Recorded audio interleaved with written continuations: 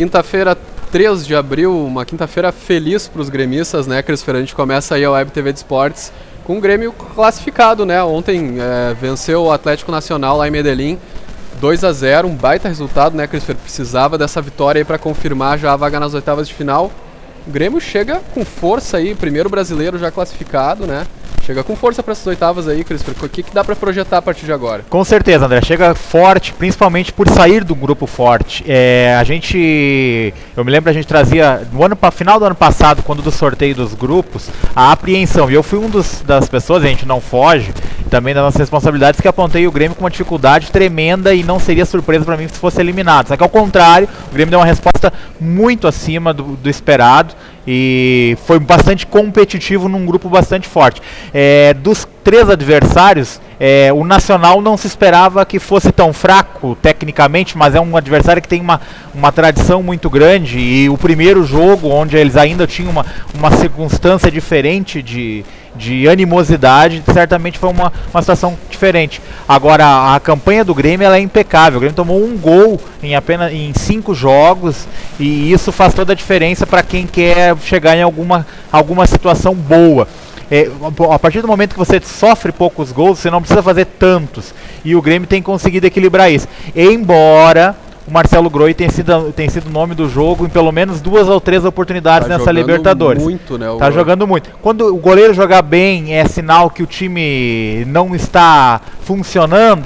Nem sempre. O Grêmio oscila muito, mas defensivamente tem muitos problemas. Ontem, evidentemente que a defesa suportou o que pôde, e a pressão fora de casa é natural, vai acontecer em todos os jogos da Libertadores, principalmente chutes de fora da área. Agora, o que o Grêmio precisa e ainda não conseguiu corrigir são os seus problemas defensivos. O Erle continua sendo um zagueiro que olha para a bola e não para o seu marcador. E aí, não são só os lances de ontem onde ele falhou, mas ele falhou no Grenal, falhou no jogo contra o Brasil de Pelotas e falhou lá na Argentina no jogo do Nils. O gol do Nils, André, o torcedor vai lembrar, é uma bola alçada da direita para a esquerda que passa por ele fica olhando apenas seu marcador.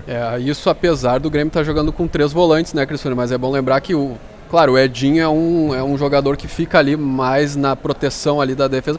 E já o Riveiros e o Ramiro avançam bastante, né? O cruzamento ontem pro gol do Barcos. Pro gol do Dudu foi do Ramiro, né? Que tava lá na linha de fundo. Essas questões do posicionamento de volante, elas são sempre bastante complexas, porque se a gente olhar no papel, sim, são 3 volantes, mas eles são volantes movediços. E mais importante do que o posicionamento de onde eles partem, André, é onde eles chegam. Você pode ter 4, 5 volantes. A Espanha, você vai me chamar o Iniesta de um volante? No papel ele mas ele é um meia, ele é quase um atacante. O Xavi é um volante? Não é um volante. Embora ele tenha as funções defensivas. O Schweinsteiger, do Bayern de Munique, é um volante? No papel, mas olha onde é que ele chega. Olha o gol que ele fez essa semana pelo Bayern de Munique na Champions League.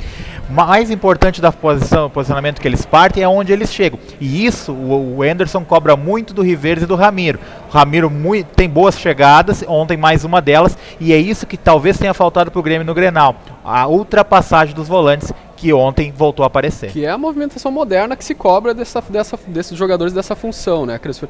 E tu acha, Christopher, que o Zé Roberto tem ainda condições de voltar para esse time aí com o Dudu, Luan e Barcos ali? Me parece que encontraram um bom encaixe ali na frente, né? O Zé Roberto, para mim, desde o ano passado, André, a exemplo do Kleber Gladiador, eram peças substituíveis, digamos assim, numa proposta de um Grêmio mais moderno, de um Grêmio mais rápido, de um Grêmio mais ofensivo. O Ederson só conseguiu ter esse tipo de comportamento do time a partir da saída desses 2 jogadores. O Grêmio, o Zé Roberto, a gente não discute a qualidade técnica dele, ele é um jogador com um currículo e com serviços prestados inclusive ao próprio Grêmio de forma inegável. Agora, pensando num time mais ousado, mais traiçoeiro para esses jogos fora de casa, essa movimentação que o Dudu concede ao time, desde a chegada dele a Porto Alegre, o Zé Roberto não consegue. O Zé Roberto pode ser uma peça importante para a sequência, quando se recuperar, para jogos no segundo tempo, quando o Grêmio precisa mudar um pouco, cadenciar. Ontem, quando o Grêmio teve a vantagem de 1-0, faltou quem pisasse um pouco em cima da bola para evitar que ficasse aquele jogo de fla-flu, com a bola batendo e voltando toda hora. Precisava segurar um pouco, e isso falta um pouquinho. O Alan Ruiz pode ser esse jogador, mas parece que ainda não está experiente, preparado para essa função. Agora, talvez o Zé Roberto até possa, quando tiver a oportunidade de voltar na sequência, hoje confirmada essa surpreendente lesão do Luan, né, André? Confirmada a fratura na mão direita dele, não se sabe o tempo exatamente parado, o Grêmio espera o retorno amanhã a Porto Alegre para fazer essa nova avaliação. Essa sim é uma perda grande, pelo menos os próximos 2 jogos, Nacional e o Grenal, ele deve estar fora. É um garoto aí que surgiu muito bem aí nesse time do Grêmio. Meteórica ascensão. De certa forma até responsável, de certa forma, por esse bom momento aí da equipe Ontem os 2 gols partem de jogadas dele. Justamente. Bom, independente de projeções aí ainda de cruzamentos e tal, o Grêmio com certeza chega forte. O Grêmio, para o nosso internauta ter uma ideia, se vencer o Nacional do Uruguai na próxima quinta-feira na Arena, será no mínimo um dos 3 melhores. O que isso significa? O Grêmio compete nesse momento contra o Vélez da Argentina e contra o Santos Laguna do México pela primeira colocação geral. Só que o Vélez vai ter em casa o Universitário do Peru, que é um adversário batível. E o Santos Laguna, agora me foge o adversário, é o Arsenal de Sarandi na Argentina. Teoricamente um jogo complicado. Pode se complicar por aí. Portanto, o Grêmio vencendo o Nacional, eu tenho a convicção que vai ser no mínimo o segundo melhor. E aí, só não definiria na Arena se fosse o Vélez Sarsfield o finalista. Ou seja, uma grande vantagem, uma importante conquista que o Grêmio tem que buscar a melhor colocação possível. E tem tudo para vencer ali o Nacional na Arena em casa, né? E o Inter, Cris, preparando aí um final de semana de festa, né? Reinauguração do Beira-Rio no sábado. Uma das tantas reinaugurações esse ano, já tivemos, né? Já tivemos alguma reinauguração. É verdade. E no domingo um jogo festivo contra o Peñarol. Mas será que esse jogo vai servir de alguma forma para o Abel preparar o seu time para o Grenal? Pode e não. Eu acho que a grande questão desse amistoso, que amistoso é o início do jogo, quando a bola começar a rolar, vamos ser bem sinceros, ninguém vai querer perder. Os uruguais vão querer colocar água no chope e o Inter não vai querer ficar marcado como uma derrota. Então é amistoso até ali, né? Eu acho que a grande questão para esse jogo vai ser a utilização do Alan Patrick. Ele está ganhando a posição do Jorge Henrique, que não faz uma boa temporada. No ano passado ele foi muito mais útil ao Inter do que tem sido. Eu acho que é a grande questão. Como ele vai responder taticamente numa função que ele não tinha jogado até o Grenal, que é como um atacante pela esquerda. Ele sempre tem jogado um pouquinho mais recuado. Se ele vai dar uma boa resposta ou não é a grande questão que vai ficar para o Grenal. E também, provavelmente, o Abel utilizando o Índio, numa forma, espécie de homenagem a esse jogador que está se despedindo do Inter, muito provavelmente na metade do ano, e é um dos zagueiros lendários que o clube tem na sua história. E é legal lembrar também, né, Christopher, que a entrada do Alan Patrick deu muito certo ali no Grenal da Arena, mas em função talvez até de que foi um fator surpresa, né, durante o jogo. Não tenha dúvida. Ele fez um trabalho que o Jorge Henrique não vinha conseguindo realizar, que é dar a velocidade do contra-ataque. Eu tenho muitas restrições ao Alan Patrick. Ele é um jogador que nessa temporada com o Abel tem tido uma média de atuação muito boa, mas o retrospecto geral dele ainda não é tão positivo assim para a gente confirmar que ele tem que ser titular do Inter. Eu acho que ele precisa de uma sequência para confirmar isso. Quando ele foi substituto do Alex, ele foi muito bem, e eu acho que é ali que ele joga. Essa posição no Jorge Henrique um pouco mais adiantada, eu tenho um pouco de dúvida. Eu acho que para jogos fora de casa... Tem o Otávio também, que se recuperando... o Otávio ainda não estava à disposição para o Grenal, ele pode ficar para o outro, né? Isso.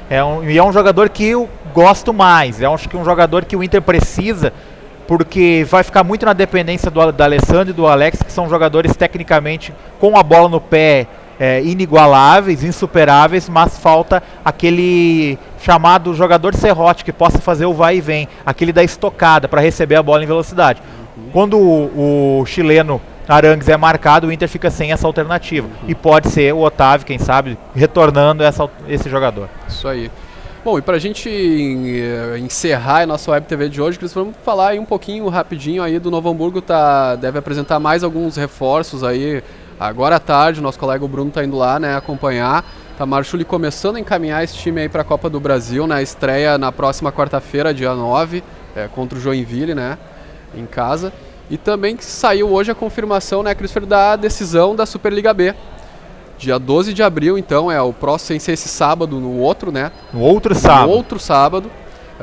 9h30 da noite lá em São José dos Campos, aí então o time do técnico Gilson. Jogo único, né, André? Jogo único e valendo vaga na Superliga A, né? Um jogo importantíssimo aí para esse projeto da Vôlei Sul, que nem o Gilson teve aqui ontem, né, Cris? Já falou, o projeto é vencedor por estar nessa final já. Não tenha dúvida. Um time formado em dezembro, e ele destacou que também considera essa equipe vencedora por ter sido abraçada pela comunidade ali, o projeto foi bem recebido, né? Tu acompanhou alguns jogos ali, sem né? dúvida. Ginásio lotado, né? Teve alguns públicos abaixo da expectativa, mas acho que a gente também tem que entender o período que foi realizado. Foi um verão escaldante. Sair de casa, da praia, sair da piscina, de qualquer outra situação para ficar num ginásio, olha, tem que ter muita paixão pelo esporte. Mas de qualquer forma é um período complicado, janeiro, fevereiro, muita gente na praia, muita gente de férias, enfim, de qualquer forma o projeto não tenha dúvida que é vitorioso. Eu torço muito para que esse título aconteça, chegue para a Vôlei Sul Paquetá Esportes, para que haja ainda mais o abraço da comunidade de uma forma geral, essa questão, pensando numa Série A daqui a pouco, porque o investimento é muito diferente. A gente tem acompanhado agora, estamos nas semifinais agora, indo para a decisão da Superliga A, jogadores de seleção brasileira, jogadores de alto nível. Esse grupo é vitorioso, mas para a continuidade do projeto é preciso que a prefeitura abrace, que empresas tradicionais da cidade abracem, coloque lá sua marca no fardamento, lá na placa de publicidade. Isso o vôlei é um esporte tão família e é tão bacana quando ser abraçado. Esses projetos novos, e Novo Hamburgo precisa de uma equipe que dispute competições nacionais em alto nível. Já tem o Novo Hamburgo disputando uma Copa do Brasil, tem o Santa Fé Vale cumprindo bem seu trabalho no handebol, mas estava faltando o vôlei, e acho que o vôlei é a bola da vez com essa final, quem sabe pensando numa Liga A no ano que vem. E com a competência que a gente sabe aí que o Gilson, o Poleto, o Paulo Ruiz e toda essa turma que está envolvida o Thiago, que é o diretor executivo, Thiago, né? Peter, todo mundo trabalhando aí para que a Vôlei Sul realmente consiga... Sobre o Novo Hamburgo, tu tinha me perguntado sobre o Novo Hamburgo também. A gente torce para que haja uma continuidade do trabalho também, né, André? Porque a gente acompanhou nos últimos anos, sempre ao final dos estaduais, uma ruptura num planejamento, num projeto, e depois voltava-se para o segundo semestre, ou às vezes ficava na dúvida se voltava, como foi ano passado, e havia uma interrupção nesse projeto, nessa sequência. Novo Hamburgo fez um bom gauchão, vamos ser sinceros. Chegou onde é que poderia, o grupo estava de um bom nível, perdeu para o Brasil de Pelotas, que é uma excelente equipe, quase conseguiu complicar a vida do Grêmio na arena. Então, a continuidade, acima de tudo, é o importante. O Itamar Schulli é um belo treinador, mas precisa ter um pouco mais de respaldo dos homens do futebol. E aí faça a minha crítica bastante pontual nesse sentido. E falando em continuidade, Cris Ferreira, esse é um momento crucial aí do clube, né? Com transição ali de diretoria, né? O Carlos Duarte saindo aí, tá para chegar um novo presidente. Que isso tem que se resolver logo, né? Isso aí. Bom, então por hoje é isso. A gente fica por aqui com a Web TV de Esportes e amanhã a gente tá de volta. Até mais.